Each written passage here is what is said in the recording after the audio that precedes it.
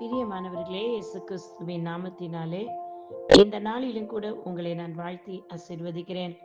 இந்த கிறிஸ்துமஸ் நாட்களில் தேவனாகிய கர்த்தர் உங்களுடைய வாழ்க்கையின் வழிகளை திசை திருப்பி அனுப்ப போகிறார். ஒருவேளை நீங்க நிற்கிற நபர்கள் சரியானவர்களாய் இல்லாம இருக்கலாம். வருடம் முடிய போகுது. 340 நாள் வேணா ஆயிருக்கலாம்.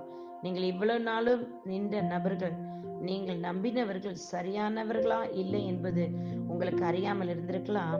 ஆனால் இந்த கிறிஸ்துமஸ் காலங்களில் இயேசு கிறிஸ்து பிறந்த இந்த நாட்களில் அவர் எனக்காக தான் வந்து பிறந்தார் என்று விசுவாசித்தீர்கள் என்று சொன்னார்.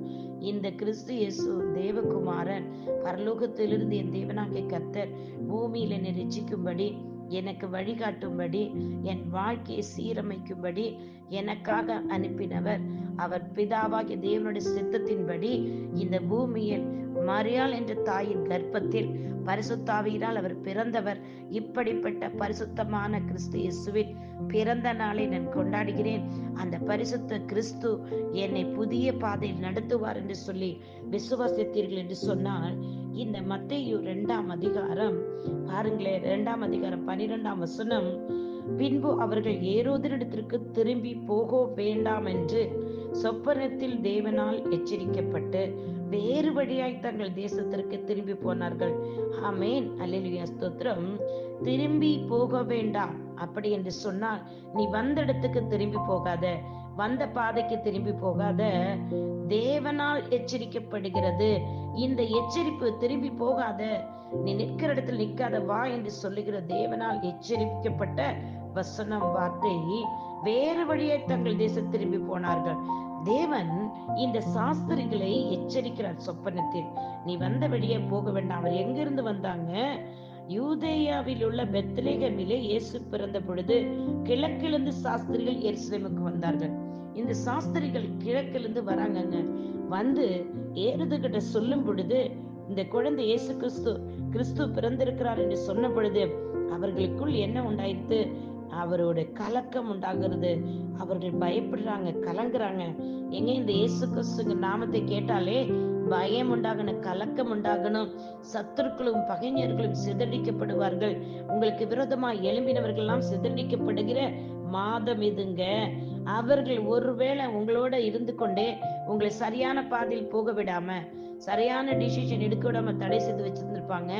ஆனா இந்த கிறிஸ்துமஸ் காலங்களில் நீங்கள் கிறிஸ்து இயேசுவின் நாமத்தை வணங்கும் பொழுது இங்கே சாஸ்திரிகள் என்ன செய்யறாங்க தெரியுமா? அவர்கள் வந்து பிள்ளையும் அதன் தாயாகிய மரியாளையும் கண்டு சாஷ்டாங்கமாய் விழுந்து அதை பணிந்து கொண்டு, இயேசு கிறிஸ்துவை மட்டும் தான் பணிந்து கொண்டாங்க. அங்க தாயாகிய மரியாளை பணிந்து கொண்டாங்க என்று எழுதப்படவில்லை. தாய் அந்த அதை பணிந்து கொண்டு, அதை என்றால் இயேசு கிறிஸ்துவை பணிந்து கொண்டு தங்கள் பொக்கிஷங்கள் எல்லாம் திறந்து பொன்னையும் தூபவர்க்கத்தையும் வெள்ளைப்பழத்தையும் அந்த காணிக்கையும் வைத்தார்கள்.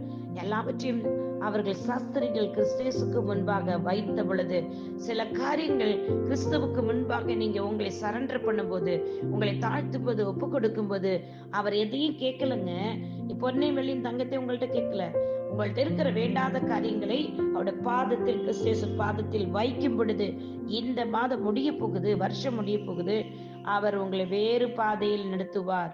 தரிசனங்களை காண்பீர்கள், சொப்பனங்களை காண்பீர்கள். வேறு பாதையில் அவர் நடத்தி சரியான வழியில உங்களை கொண்டு விடுவார். நீங்க வந்த இடத்துக்கு திரும்பி போக மாட்டீங்க. கடந்து வந்த பாதையை திரும்பி பார்ப்பீங்க. ஆனா அந்த பிரச்சனைக்குள்ள, அந்த போராட்டத்துக்குள்ள போக மாட்டீங்க. அதை சந்திக்க மாட்டீங்க.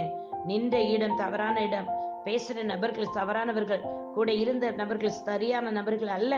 என் இயேசு கிறிஸ்துவை நீங்கள் விசுவாசித்து, அவர் ஒருவரே தேவனாகிய கர்த்தர், அவரை நான் வணங்குவேன், அவரை ஆராதிப்பேன் என்று சொல்லி உங்களை தாழ்த்தி ஒப்பு கொடுப்பீர்கள்.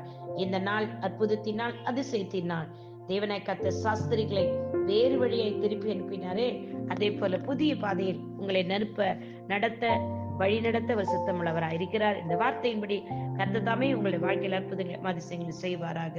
இம்மானுவேல், அவர் அதிசயமானவர். ஆமென். God bless you all. உங்களுடைய சகோதரி வாஞ்சர் ஷீலா ரொசாரியோ. ஆமென், ஆமென், ஆமென்.